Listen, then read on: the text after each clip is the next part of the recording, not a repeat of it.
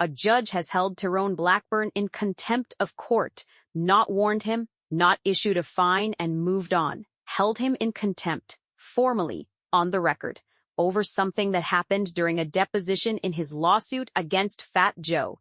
And then Blackburn came out and blamed pills. That's where the story lives. Not in the history of the lawsuit, not in who Fat Joe is or used to be, but in one deposition room, one documented meltdown, and one explanation that either changes everything or makes things significantly worse. A deposition is a sworn proceeding. There's a court reporter capturing every word. Both sides have attorneys present. It's designed to be controlled, even when it's adversarial, even when the questions are uncomfortable, even when the stakes are high. What Fat Joe's legal team described when they brought the matter to the judge was not an attorney getting heated. It was not aggressive questioning or a contentious exchange that pushed back and forth. Fat Joe himself characterized it as Blackburn going violently off the rails. That phrase is doing a lot of work. It's not describing someone who raised their voice or objected too forcefully. It's describing a loss of professional control significant enough to derail the proceeding itself. And the judge agreed. When the conduct was brought before the court, the judge didn't review it and send both sides home with a lecture. The judge reviewed it and held Blackburn in contempt. Then Fat Joe scored a court win directly tied to what happened in that room. That's not a ruling where the judge split the difference. That's a ruling where one side's behavior was so far outside acceptable conduct that the court moved against them. What specifically occurred, the exact words, the physical demeanor, the specific moment where the room broke hasn't been laid out in full public detail. What is documented is the outcome, contempt finding, court win for Fat Joe, and a deposition that clearly did not go the way Blackburn needed it to go. Blackburn wasn't just the attorney in that room. He's the attorney and the interested party, meaning he has a personal stake in the lawsuit against Fat Joe, not just a professional one. That dual role matters because it means the deposition wasn't a routine assignment he was managing at arm's length. He was in there fighting for something he's personally connected to. That context doesn't excuse what happened, but it explains why the pressure inside that room was different from a standard deposition, and why, when the meltdown occurred, it didn't just look like an attorney losing composure.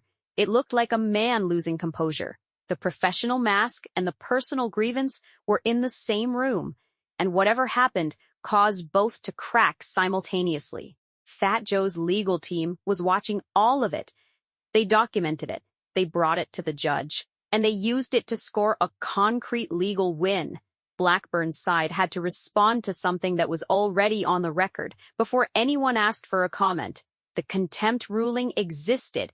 The court win existed. Question was whether Blackburn had anything that could explain, not erase, but explain what the court had already decided to sanction.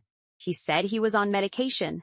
Pills. A pharmacological explanation for behavior that a federal judge had already characterized as contemptible.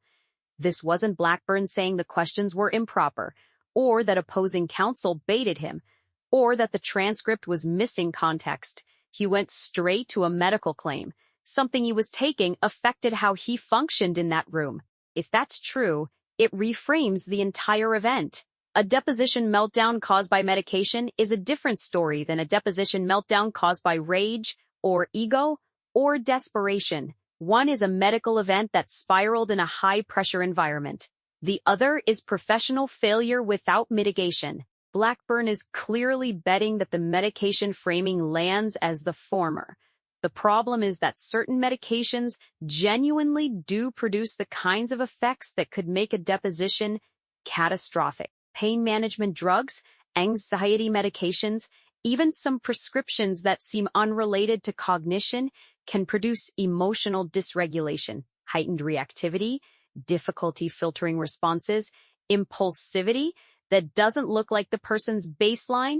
A sworn legal proceeding is one of the worst environments to experience those effects in because every reaction gets captured verbatim and the pressure is relentless. So the pills explanation isn't medically absurd.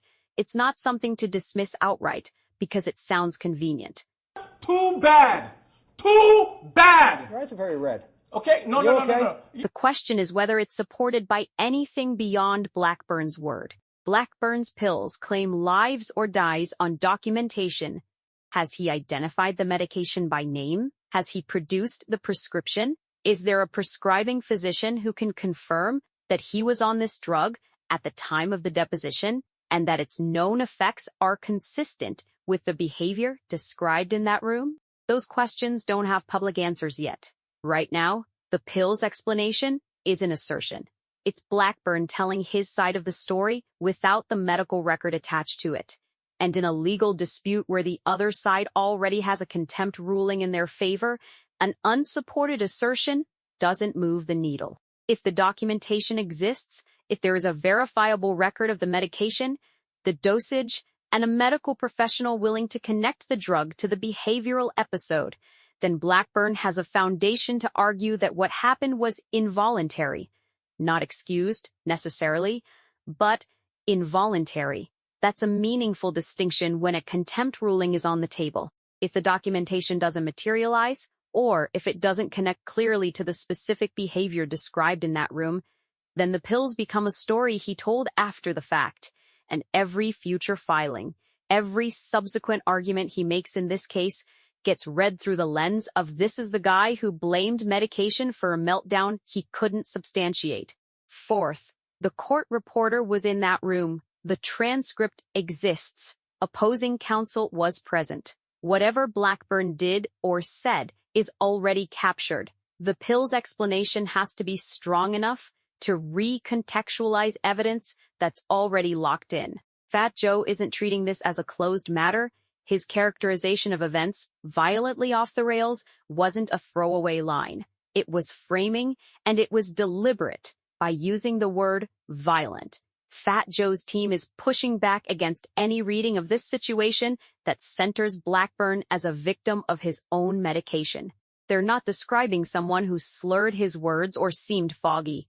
They're describing someone whose behavior was aggressive and alarming, the kind of behavior that, in their telling, wasn't an unfortunate side effect, but an exposure of who Blackburn actually is in that environment. Fat Joe's legal team moved on this fast. They brought the conduct to the judge's attention, the judge acted, and Fat Joe came out of it with a court win. That's a complete sequence. Something happened, it was documented, it was adjudicated, and one side won. Fat Joe's attorneys aren't in a position where they need to argue anymore about whether the behavior was wrong. Court already ruled that it was.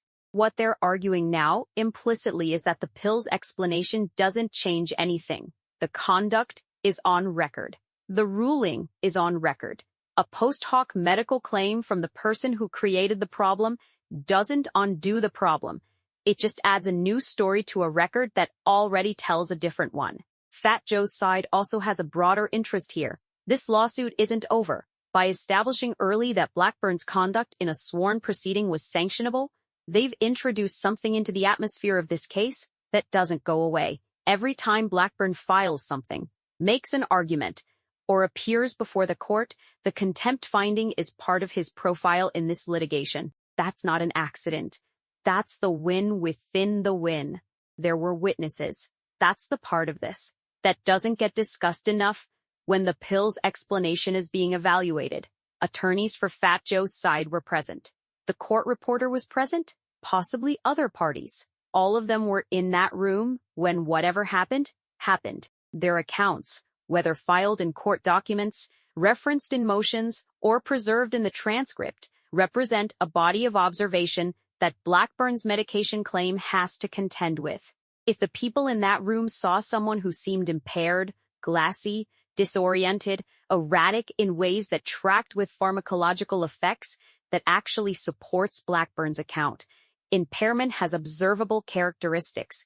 If opposing counsel fought in the moment that something seemed medically off, and that concern shows up anywhere in the record, the pills explanation gets more credible. If what they observed looked like anger, focused, directed, escalating anger, then the medication defense is fighting against eyewitness characterizations from a sworn proceeding. Fat Joe's use of the word violent didn't come from a document. It came from people who were watching. Transcript itself is the document that cuts through all of it. What Blackburn actually said, not how he seemed, but what came out of his mouth on the record, is the most durable evidence of what state he was in. Medication that causes emotional dysregulation doesn't erase coherence. It amplifies reaction. If the transcript shows someone who was tracking the proceeding, responding to questions, and then erupting, that's a different picture than someone who was clearly not processing correctly from the start. Nobody outside this case has read that transcript in full, but the judge has. And the judge ruled. There's a layer to this story that goes beyond the lawsuit. Attorneys are officers of the court. Associations have professional conduct rules that govern behavior in legal proceedings, specifically because those proceedings depend on participants maintaining a minimum standard of professional function. An attorney who appears before a court in a state that compromises their professional judgment for any reason is exposed to disciplinary inquiry. Blackburn's medication explanation doesn't stay neatly inside the Fat Joe lawsuit. If he's publicly claiming that a prescription drug impaired his conduct during a sworn legal proceeding, that claim travels. Investigators review contempt findings. The pill's explanation, designed to soften the blow of the contempt ruling, simultaneously hands anyone reviewing Blackburn's professional conduct a new line of inquiry. Why was he in that room if he knew or should have known that his medication could affect his professional judgment? That's not a hypothetical future problem. Contempt findings are reportable events in many jurisdictions. The question of whether a bar investigation follows isn't a question of if someone will notice, it's a question of what happens when they do. Blackburn would presumably argue that he didn't anticipate the impairment, that the medication's effect that day was unexpected. That argument requires him to be specific about what he was taking, when he started taking it, and what his prescribing physician told him about its behavioral effects. Without that specificity, "I didn't know it would affect me like that," is just words. The contempt ruling hasn't ended the lawsuit.